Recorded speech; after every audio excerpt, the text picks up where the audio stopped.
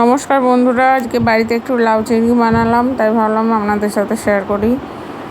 চিংড়িটা আমি প্রথমেই নুন হলুদ দিয়ে ভেজে নিয়েছিলাম, এবার কড়ায় একটু তেল দিয়ে দিলাম। টেস্টি খাবার লাউ দিয়ে চিংড়ি দিয়ে বানালে খুব তাড়াতাড়ি হয়ে যায়। তেল গরম হয়ে গেছে, এবার আমি 5 ফোড়ন দিয়ে দিলাম।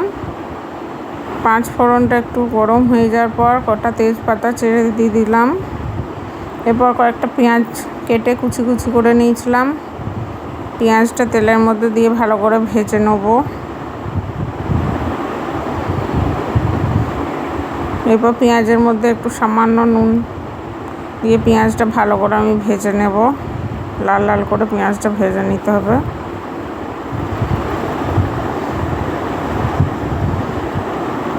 পেঁয়াজের মধ্যে নুন দিয়ে দিলাম, এবার পেঁয়াজটা ভালো করে লাল লাল করে ভেজে নিয়েছি। দেখুন পেঁয়াজ ভাজা হয়ে গেছে। এর মধ্যে আমি মশলা অ্যাড করছি। মশলাটা আমি বাটিতে গুলে রেখে দিয়েছিলাম। এর মধ্যে আদা রসুন জিরে বাটা দিয়েছি, আর একটু টমেটো নুন হলুদ পেস্ট করে দিয়েছি। মশলাটা ভালো করে কষে মশলা ধোয়া জলটা একটু দিয়ে দিলাম। এবার মশলাটা আরও ভালো করে ভাজা ভাজা করে নিতে হবে। দেখুন মশলাটা দিয়ে তেল ছেড়ে গেছে। খেতে খুব সুন্দর রান্নাটা হয়েছিল, খেতে খুব ভালো হয়েছিল। আপনারা বাড়িতে একবার বানাবেন এইভাবে, খেতে খুব ভালো হয়, তাড়াতাড়ি হয়ে যায়। এবার ভাজা চিংড়িটা আমি মশলার মধ্যে দিয়ে ভালো করে কষে নেব। বন্ধুরা, চ্যানেলটা আমার প্লিজ সাবস্ক্রাইব করবেন।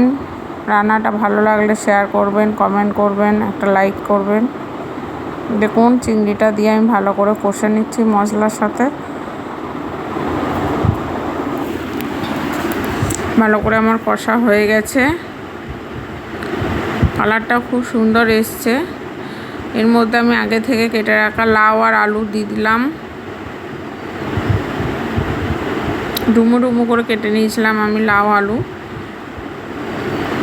এবার চিংড়ির সাথে মশলার সাথে ভালো করে লাউ আলুটা কষে নিতে হবে, ভালোভাবে কষাতে হবে। নুন আগে থেকেই আমি দিয়েছিলাম, আপনারা আপনাদের পরিমতো নুন ঝালটা অ্যাড করবেন।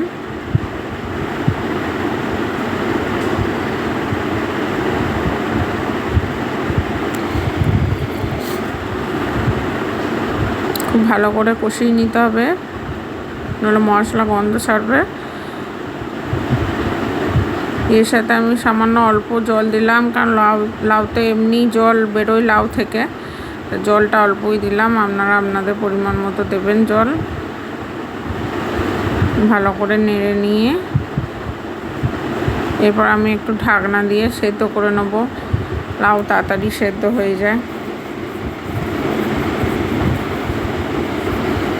দেখুন আমার সেদ্ধ হয়ে গেছে লাউটা প্রায়। কালারটাও খুব সুন্দর এসছে, জলটাও টেনে নিয়েছে।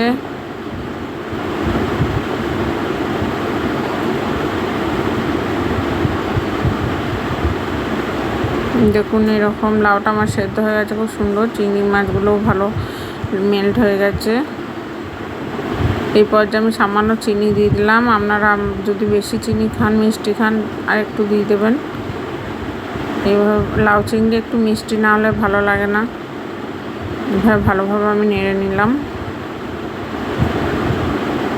অনেকে গরম মশলা পছন্দ করেন, গরম মশলা আমি দিলাম। যারা গরম মশলা পছন্দ করেন না তারা অ্যাভয়েড করতে পারেন।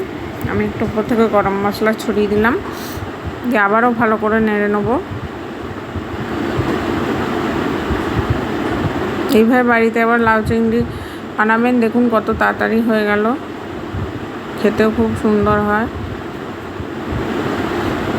গরম মশলা দিয়ে ঢাকা দিয়ে রেখে দিয়েছিলাম আমি 5 মিনিটের মতো, গ্যাস বন্ধ করে। দেখুন এরকম হয়েছে। তো এই পর্যন্তই ভিডিওটা। নমস্কার বন্ধুরা।